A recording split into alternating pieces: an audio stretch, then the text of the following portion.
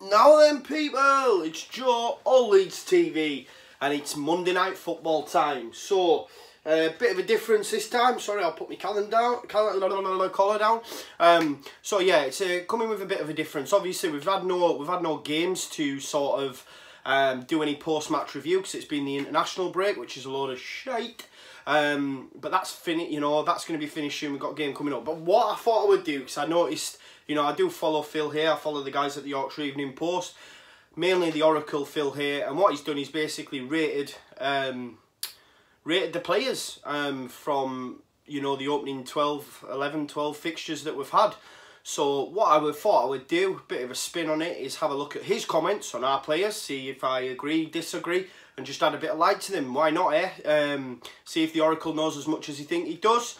But yeah, if you were wondering what that is a picture of Pontus Jansson, the Janssonator, as he's named. I remember, to be fair, I was watching listening to the LS11 podcast last week, and they mentioned the photo and they mentioned about getting it back out, and I thought, do you know what? I've got one of them.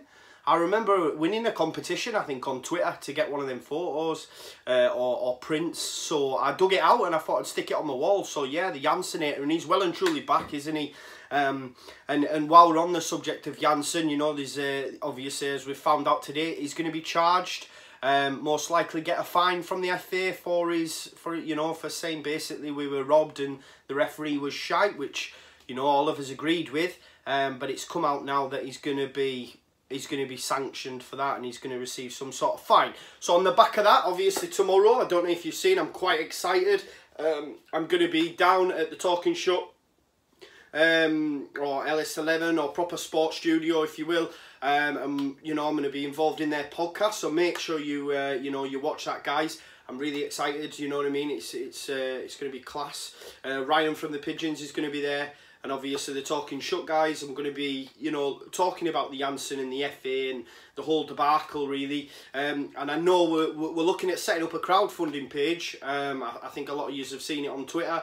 The reason we're doing that is obviously let's pay the fine. And hopefully the club or Jansson himself will get on that and, you know, match whatever we earn or whatever we can raise and give it to charity, you know what I mean? All Leeds, all heart, as they say. Maybe we could give it there. Who knows? But make sure you tune in and give that a listen, guys. Because, like I say, all Leeds TV are going to be on the Talking Shut podcast. All Leeds our way, as they like, you know, as we all say. So, jumping in then. So we'll get into, you know, Phil Hayes' comments, if you will, on the players so far, and see what I think. And if you guys, you know, agree, disagree, make sure you put your stuff in the comments. So starting then, number 1, we've got Bailey Peacock-Farrell, close to averaging a clean sheet for every 2 games, and his errors, while costly, have also been isolated. Bielsa hasn't had much cause to regret his choice of keeper. Player 1, totally agree. You know, as to be honest, in Bailey's when he looked shaky against Birmingham. I remember a clip or a preview of his time when he was at York, and there was some shocking goalkeeping going down. And when he conceded them goals at Birmingham, it just brought back memories of seeing that video, thinking, wow, what's going on? But listen, he's done really well. His distribution second to none, and he has, you know, kept us in games at times. But we'll always remember that Birmingham shit, bit of a debacle, really, wasn't it? And I do fear now when shots go in goal. I don't know about you guys, but when shots go towards goal, I always get a little bit worried. I'm not gonna lie. But all in all, definitely the man. Seeing Blackman in the cup games wasn't great. So, you know, Phil's right in saying that Bielsa hasn't had much cause to regret his choice of keeper. Moving on, so we've got Luke Ayling. His passing has been a bit wayward, and certainly recently it hasn't felt like Leeds are seeing the best of Ayling, but his energy down the right still makes a difference. 100%. Last few games especially, he's been pretty poor. I thought he was very poor first half against Brentford. But listen, if we look back to last year when Ayling wasn't in the side, we missed him massively, and he offers so much going forward. Even though his passing has been a bit wayward at times, which I totally agree with, he still is, for me, one of, if not the best right back in the league. Moving on, Liam Cooper. So he says, a poor game against Brentford. in possession and out of it, but not much fault to pick with him overall. In fairness, Bielsa is asking Cooper to take risks with his passing, 100%, and we all know he loves that left field, cross field ball. I remember last season, you know, I was, as you do, I was thinking, right, I wonder if I can get a bite out of Cooper. So I remember saying, love watching Cooper with his wand of a left foot, spraying them balls cross field. And I always remember because he liked it, and I remember ringing to my mate going, I fucking knew he'd love that. Because he does love that, you know, that crossfield ball wand of a left foot. But you know, Phil Hayes got a point in saying that you know, that's what Bielsa will want from him. You know what I mean? At the end of the day, it doesn't come off all the time, but when it does come off, it's beaut. And I really like Cooper. So there you go. Gaetano Berardi, hopefully back on the weekend. He says a very good start before his injury and confounded many of us by slotting in easily at centre back. Hasn't been scared of the ball. He's not scared of noting Gaetano. I mean, listen, I was proper shocked against Borough. The amount of balls that lad won against, you're talking 6 foot fucking 7 foot men, you know what I mean? They're bloody huge, and Berardi was just winning it all, man. Sometimes he even uses the play to fucking get above them, and he seems to get away with it a lot of the time from the refs, you know what I mean? But yeah, Gaetano Berardi, he's just Leeds, isn't he? Much like Jansson, you know, they just get it. Moving on to the man, to the Janssonator, Pontus Jansson, so on the bench to start with, but immense since Bielsa unleashed him. Probably playing as well and reading the game as well as he has done at any stage of his career at Leeds. 100% agree. I mean, the last few performances has been immense. You know, when Bielsa had started with Berardi and Cooper, I didn't see him getting back into the team, if I'm being totally honest. But listen, he's come. He seems now to be quicker on the ball. You know, there were stages where he keeps hold of it too long, runs into midfield, and the pass is gone, and we sort of get lost, and he has to come back, or he goes sideways. You know what I mean? He's moving the ball a lot quicker. And listen, against Brentford, he might as well have been there on his own. You know what I mean? He was an absolute beast in that game. And you know, rightly so, he was pumped after the game, hence what he'd said. Do you know what I mean? But yeah, absolute colossus. Barry Douglas, not quite the shining light we saw at Wolves yet, but defensively sound, provides width with his running, and naturally has 3 assists. Yeah, he's an absolute beauty, is Barry Douglas, but I do agree with not seeing the best of him so far. And sometimes it does do my head in a little bit when Alioski takes set pieces when Douglas is there. But again, can we really criticise Alioski based on that, you know, that assist he made for Jansson against Brentford? That was a beauty ball in. So he does have it in his locker, and maybe that's why Bielsa gives him more, you know, lets him take as much as he does. When we have Barry there, you know, in training, he must be knocking him out of the park, because Barry Douglas he's got a wand of a left foot, hasn't he? As we've all seen, you know, we've seen it at Ellen Road last year. We need to see more on that, more of a goal threat. Last few games, he's had a couple of chances with his head that he's missed, but you know, Barry Douglas, any championship side with Barry Douglas and Luke Ayling as the fullbacks is going to do really well. Moving on, so Jamie Shackleton. Big shout out to Jamie Shackleton's mum as well. She liked one of my tweets. Get up there, Miss Shackleton. She says, above all else, physically and mentally ready for the championship. 1 second, people. My page has decided to refresh, but there we go, we're back on. That's the Yorkshire Evening Post website for you, that. I know people have mentioned it before in their podcast. Basically, he says, above all else, physically and mentally ready for the championship. Right back is a change of position for him, but going forward, he has brains. I really like Jamie Shackleton, and this is what the tweet that his mum had liked. I like him at right back, and I see him as a right back. Listen, I'm not professing to know everything about the game, right? But at the end of the day, for me, in his role is a little bit, you know, a little bit small. He's well built, but I think he's a little bit small personally. And at right back, I thought he played really well against Swansea, for example. When he played there, he started there, and he provided an assist for Roof's goal. And I think there's a high possibility, bearing in mind that he played for the under-23s at right back, I believe, on Friday, that he will start at right back on Saturday against Birmingham, against Blackburn, especially with Ayling being out. So watch this space. I think we'll see Shackleton at right back, and I'm more than happy with that. I think he's a beaut talent.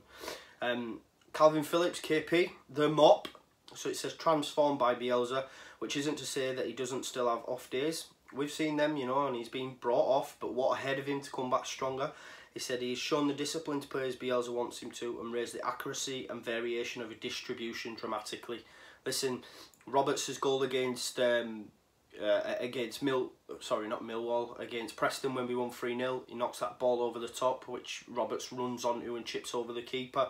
And also for Roof's second against Rotherham, that beauty goal.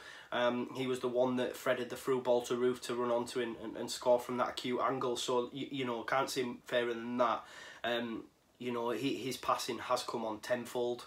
Absolute quality, you know, season so far for KP, and I couldn't be happier. Samuel Saiz, so he says, evidently feeling the weight of pressure to create in the absence of Pablo. And I think a lot of that is due to the fact that because we don't have Pablo on the pitch, people are able to double up or sit on Saiz, whereas if Pablo's there, gives them someone else to think about. So I agree there, and hopefully if Pablo's back Saturday, we'll see a better Saiz. He does say shone in the first month, but without Hernandez, looked a bit exasperated in the second.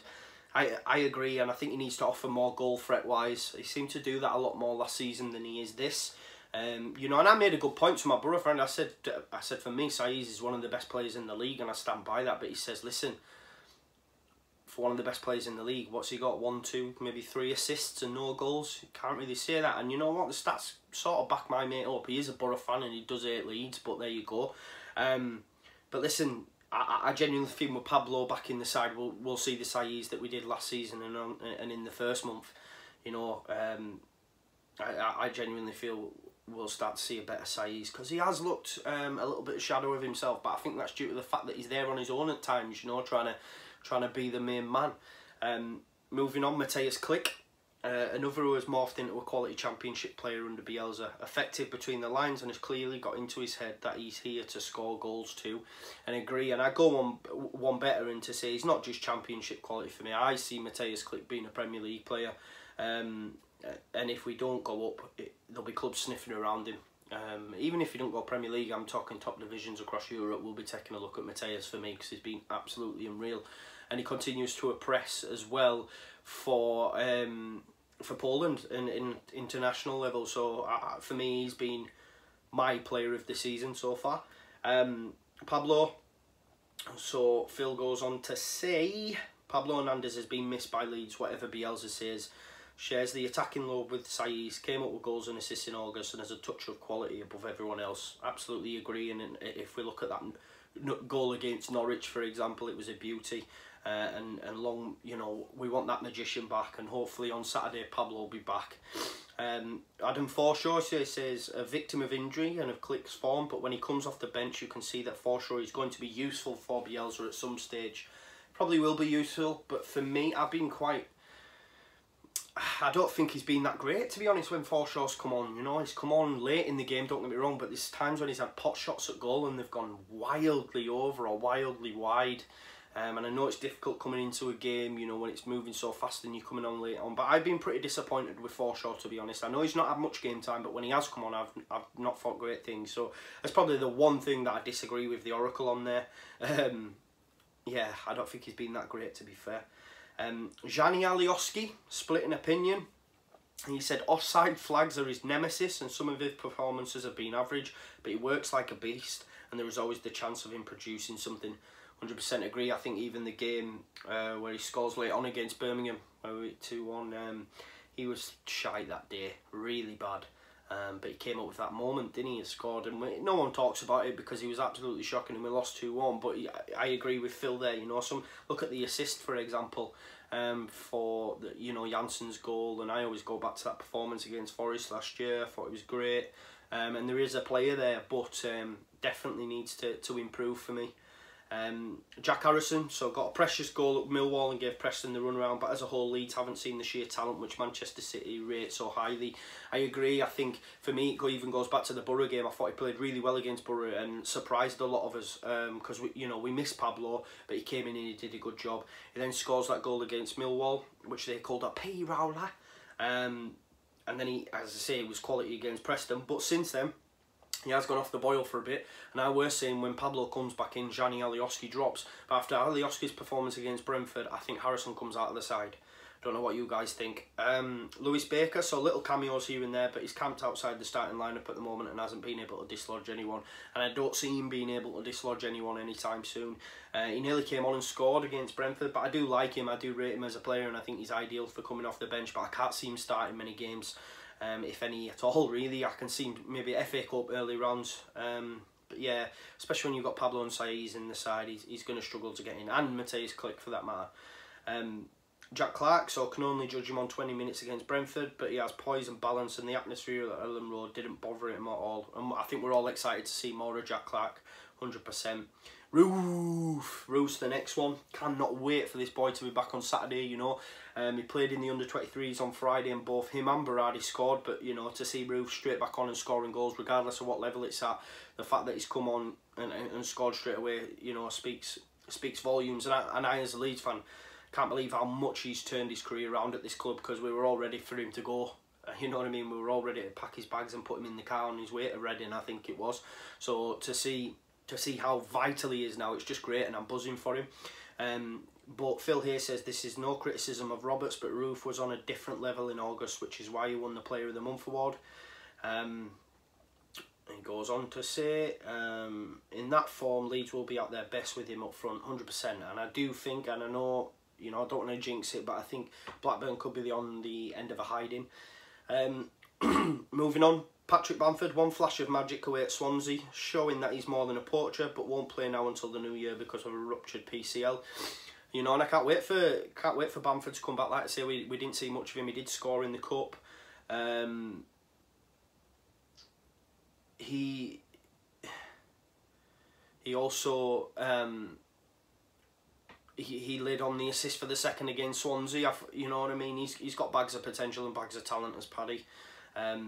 Ryan Edmond. Oh yeah, and that's a point actually. One of the guys at Leeds TV must have seen him in Leeds the other day, and the cast and that's come off, and he can start moving now. So he's moving on in the recovery, you know, well. So hopefully we'll see him a little bit sooner than we first thought. Ryan Edmondson got a late run at home to Birmingham with Leeds fighting a 2-0 deficit. Hard to know if he's 100% ready, but didn't look lost. Yeah, I can't really speak much on Edmondson other than he's a bit of a goal machine for the under-23s, but I'm not going to just talk about a player that I don't know much about. I do know, obviously, in the first team. And then moving on, we've got Tyler Roberts, which is your last player. So he says, missed chances at Millwall, but since then, he's adapted to the Championship quickly, produced some quality finishing and linked cleverly with the players behind him. I think so I agree completely. I think Tyler Roberts, against Millwall, and he missed several chances, and me as a fan was thinking, you know, fuck man, we're gonna miss Roof, gonna miss Paddy. But since then he's come on leaps and bounds. You know, against Hull he scores that goal, which, to be fair, if he doesn't score that goal it ends 0-0 because I can't see his scoring. He's been a shining light for me just on the ball as well, and I think he's had that run in the team now. Let Roof burden it, come off the bench. When Ruth needs a rest, he's going to be there ready to go. I think we have a real player in Tyler Roberts. Lastly, Stuart Dallas. So injured in the first month and hasn't had the chance to gather any momentum. Made a difference against Birmingham, but other absences didn't offer a way in. But yeah, there you go. That is Phil Hayes rundown. So it's not really I've replied to your comments. I've replied to, you know, Phil's comments on our players, and I have to agree, man. That he knows a lot. You know, I think there's only one player I probably disagreed with, and that was Adam Forshaw. But yeah, thanks very much for watching, guys. Hopefully Phil will get a watch of this and see what he thinks about what I think about what he thinks, something along them lines. But yeah, guys, thanks ever so much. You know what I mean? I haven't done a video for a while, so I wanted to get one done, and I thought what better than to dissect some of the Oracle's comments. But listen, guys, tomorrow is Talking Shut podcast live on Facebook, Periscope, YouTube, all that jazz, and it'll also be available on iTunes podcasts on your iPhone, which is how I normally listen. I'm there with LS11's very own Pigeon Detectives fame Ryan, and obviously you've got Binky, Young Ben, you know, Carl and Raggy, and to be honest, Raggy's predictor is in as well, so you know, the guests winning, so hopefully I can add to the guests total when I predict the Blackburn game. But make sure you tune in for all that, guys. It's just quality being a part of all Leeds TV and Leeds at the minute, and the whole journey really of Beelzeball. So, you know, make sure you tune in, give us a like, share, subscribe, put it on your social medias, hit the notification button. Make sure you tune into Conor's video on the FA that he did earlier on, and like I say, make sure you tune in tomorrow at Talking Shut when your boy Joe he's going to be there representing all Leeds TV. Thanks very much, guys. Have a mint night, and I will see you tomorrow. Leeds, Leeds, Leeds!